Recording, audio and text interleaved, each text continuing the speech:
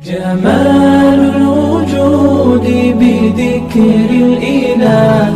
وتصفو الحياة بنور هدى جمال. اس کے بعد اللہ تبارک و تعالی نے ان تینوں گروہوں یعنی یہودیوں، عیسائیوں اور مکہ مکرمہ اور عرب کے بت پرستوں کی ایک اور گمراہی کا بیان فرمایا ہے، جس میں یہ تینوں کسی نہ کسی حیثیت میں شریک تھے. چنانچہ فرمایا وقالوا اتخذ اللہ ولدا، کہ یہ لوگ کہتے ہیں کہ اللہ نے کوئی بیٹا بنایا ہوا ہے، بلکہ اس کا ترجمہ یہ بھی کر سکتے ہیں کہ اللہ نے کوئی اولاد رکھی ہوئی ہے. اس میں سے عیسائیوں کے بارے میں تو یہ بات مشہور و معروف ہے کہ وہ حضرت عیسیٰ علیہ السلام کو خدا کا بیٹا مانتے تھے. یہودیوں میں بھی ایک فرقہ ایسا تھا کہ جو حضرت عزیر علیہ السلام کو خدا کا بیٹا کہتا تھا، لہذا وہ بھی اس گمراہی میں شریک تھے. تیسرے جو عرب کے مشرکین تھے وہ فرشتوں کے بارے میں یہ عقیدہ رکھتے تھے کہ یہ اللہ تعالیٰ کی بیٹیاں ہیں، لہذا تینوں فریق اس بات پر گویا متفق تھے کہ اللہ تعالیٰ کی کوئی اولاد ہے، وہ بیٹا ہو یا بیٹی ہو. تو اللہ تبارک و تعالیٰ ان کی تردید کرتے ہوئے فرماتے ہیں کہ یہ بڑی گمراہی کی بات ہے. سبحانہ، حالانکہ اللہ تعالیٰ کی ذات اس قسم کی چیزوں سے بالکل پاک ہے. بل لہ ما فی السماوات والارض، بلکہ آسمانوں اور زمین میں جو کچھ ہے اسی کا ہے. کل لہ قانتون، سب کے سب اسی کے فرما بردار ہیں. مطلب کہنے کا یہ ہے کہ اولاد کی ضرورت اس شخص کو ہوتی ہے جو دوسروں کی مدد کا محتاج ہو. اس واسطے اس کو ضرورت پیش آتی ہے کہ اس کی کوئی اولاد ہو جو اس کی قوت بازو بنے. لیکن اللہ تبارک و تعالیٰ تو پوری کائنات کا مالک ہے اور اسے کسی بھی کام میں کسی کی مدد کی ضرورت نہیں، پھر وہ اولاد کا محتاج کیوں ہو؟ اسی طرح اس دلیل کو اگر ذرا منطقی انداز میں بیان کیا جائے تو وہ اس طرح ہوگی کہ اولاد اپنے باپ کا جز ہوتی ہے اور ہر کل اپنے جز کا محتاج ہوتا ہے. اللہ تعالیٰ چونکہ ہر احتیاج سے پاک ہے اور آسمان اور زمین کی تمام چیزیں اسی کی ملکیت ہیں، اس لیے اسے کسی جز کی حاجت نہیں، لہذا اس کی طرف اولاد منسوب کرنا اسے محتاج قرار دینے کے مرادف ہے، حالانکہ وہ سارے آسمان و زمین کی تمام چیزوں کا مالک ہے، اس کو کسی کی احتیاج نہیں. اور کل لہ قانتون، یعنی آسمان و زمین کی تمام اشیاء اس کی فرما بردار ہیں. یعنی اللہ تبارک و تعالیٰ جس چیز کے بارے میں جو چاہے وہی ہوتا ہے. اگر اللہ تبارک و تعالیٰ نے یہ چاہا کہ آسمان روشن ہو تو آسمان روشن ہو جائے، اگر اللہ تبارک و تعالیٰ نے چاہا کہ اس میں ستارے حرکت کریں تو وہ حرکت کر رہے ہیں. کسی کی مجال نہیں ہے کہ اللہ تبارک و تعالیٰ کے حکم کی سرتابی کر سکے. تو جب ساری کائنات اس کی مطیع اور فرما بردار ہے کہ جس طرح وہ چاہتا ہے کائنات کو چلاتا ہے، تو اس کو اپنی اولاد رکھنے کی کیا ضرورت ہے، یا اولاد کا وہ محتاج کیوں ہو؟ پھر آگے فرمایا کہ بدیع السماوات والارض، یعنی اللہ تبارک و تعالی آسمانوں اور زمین کا موجد ہے. یہاں اللہ تبارک و تعالی نے خالق کے بجائے بدیع کا لفظ استعمال فرمایا ہے. بدیع اصل میں اس ذات کو کہتے ہیں جو کوئی چیز پہلی بار پیدا کرے، جیسے جس کو ہم اردو میں موجد کہتے ہیں. بعد میں اگر کسی نے اس کی نقل اتار لی تو وہ چاہے اس کا بنانے والا کہلائے، لیکن موجد نہیں کہلائے گا، بدیع نہیں کہلائے گا. تو اللہ تبارک و تعالی موجد ہے، زمین آسمانوں کا بھی اور زمین کا بھی. تو آسمان اور زمین کا موجد ہونا یعنی جبکہ کوئی چیز کچھ بھی نہیں تھی، اللہ تبارک و تعالی نے اس وقت پیدا کیا. تو جو ذات اس بات کی قدرت رکھتی ہے کہ بالکل عدم سے ایک چیز وجود میں لے آئے، تو وہ کسی اولاد کی محتاج کیسے ہو سکتی ہے؟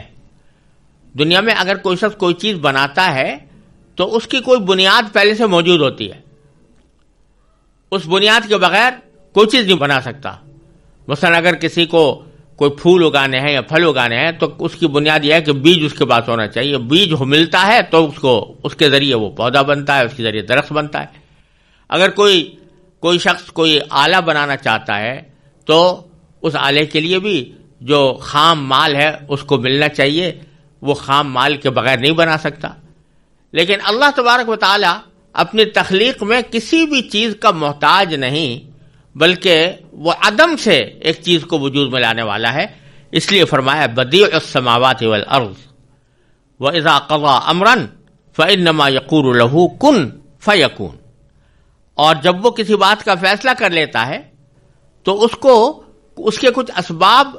حاصل کرنے کی ضرورت نہیں, وہ تو اس کے بارے میں بس اتنا کہتا ہے کہ ہو جا,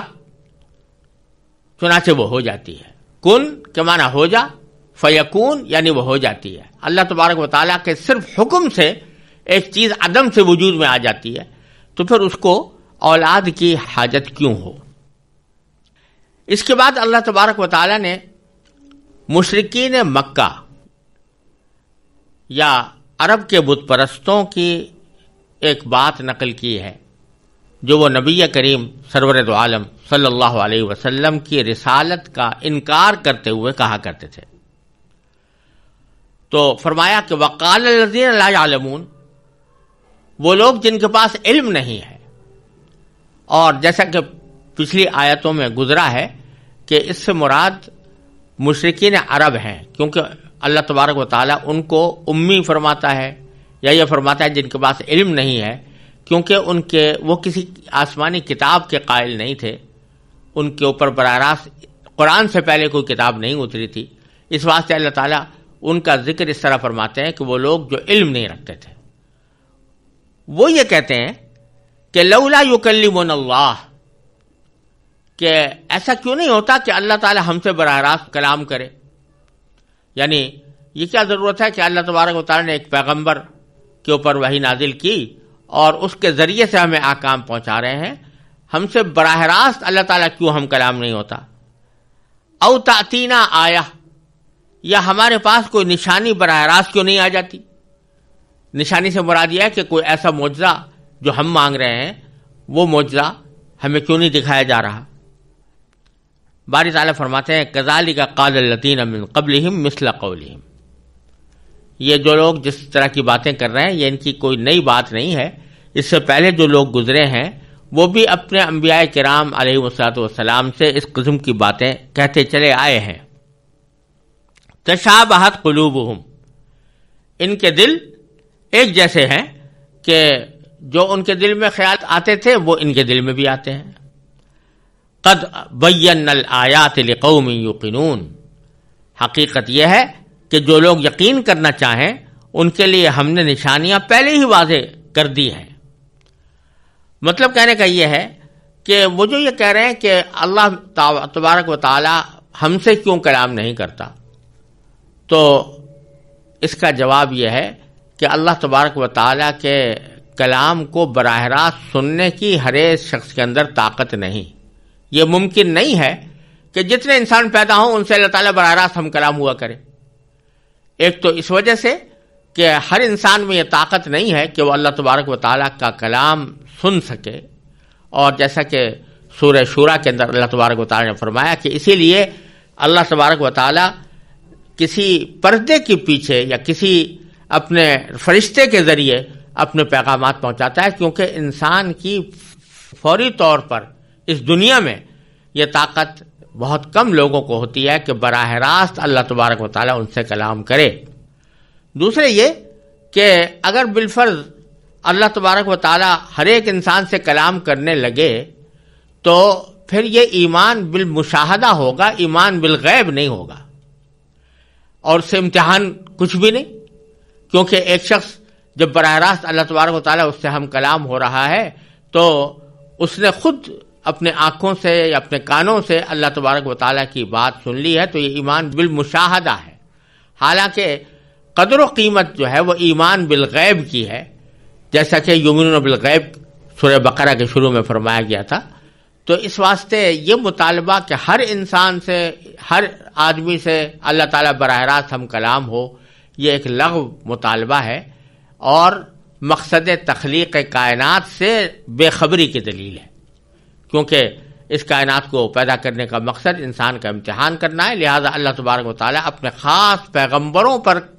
اپنا کلام نازل فرماتے ہیں، ان کے ذریعے پہنچاتے ہیں۔ اور دوسرا مطالبہ جو تھا کہ اوتاتینا آیا، کہ ہمارے پاس کوئی نشانی آ جائے، یعنی کوئی معجزہ ہمیں براہ راست دکھایا جائے،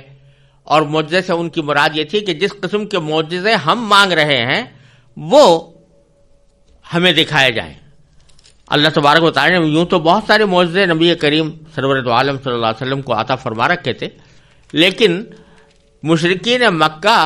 نت نئے مطالبات کیے جاتے تھے۔ کبھی کہتے تھے کہ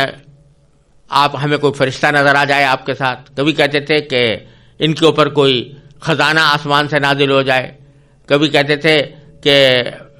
ان کے یہ کوئی ایسی زمین سے نہر نکال دیں جو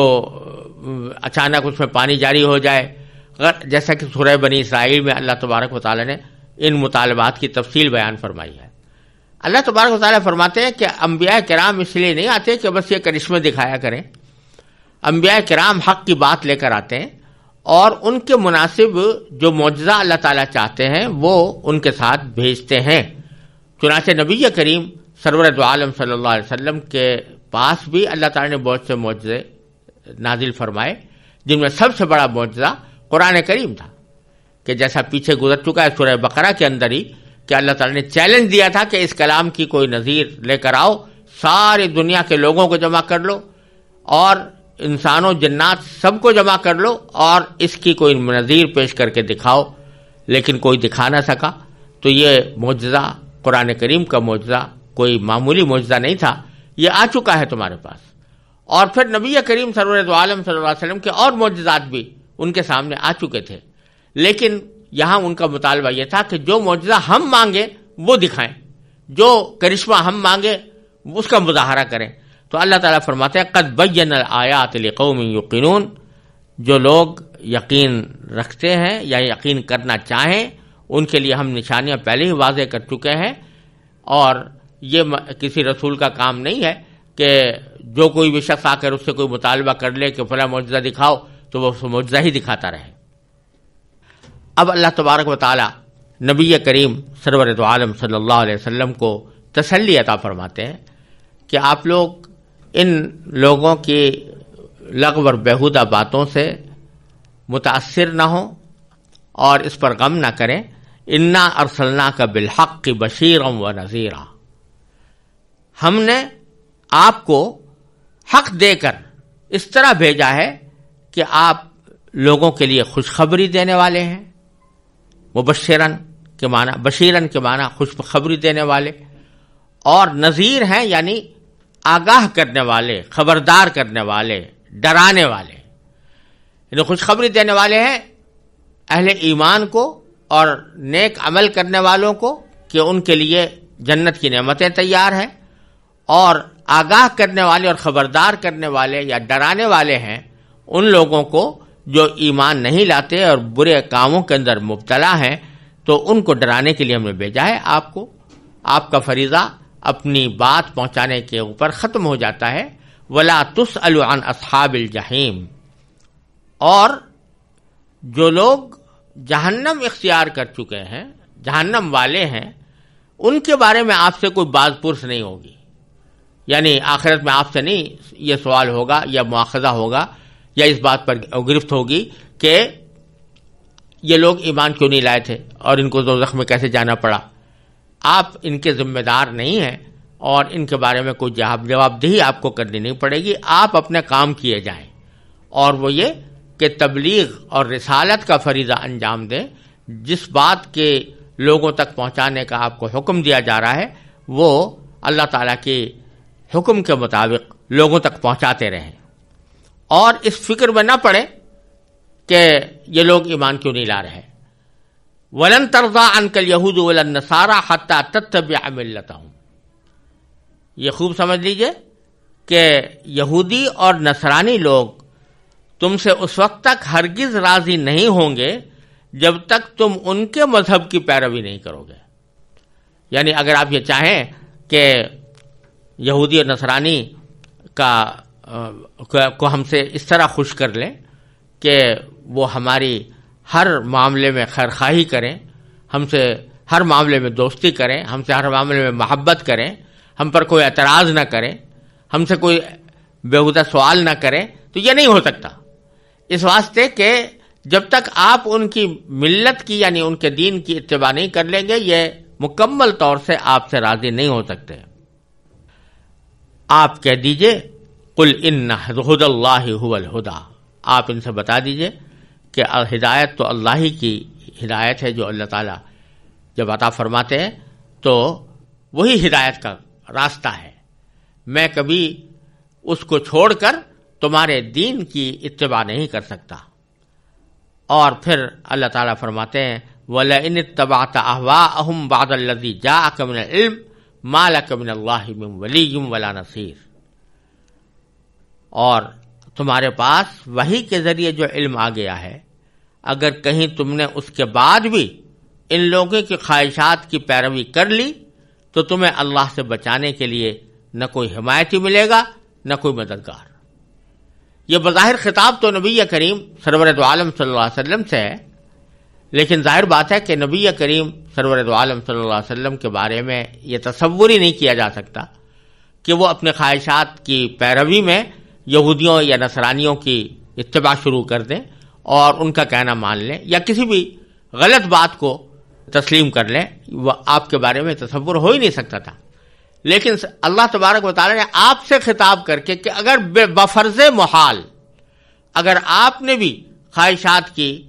پیروی کر لی تو اللہ تعالیٰ سے بچانے کے لیے آپ کو کوئی حمایتی بھی نہیں ملے گا، کوئی مددگار بھی نہیں ملے گا۔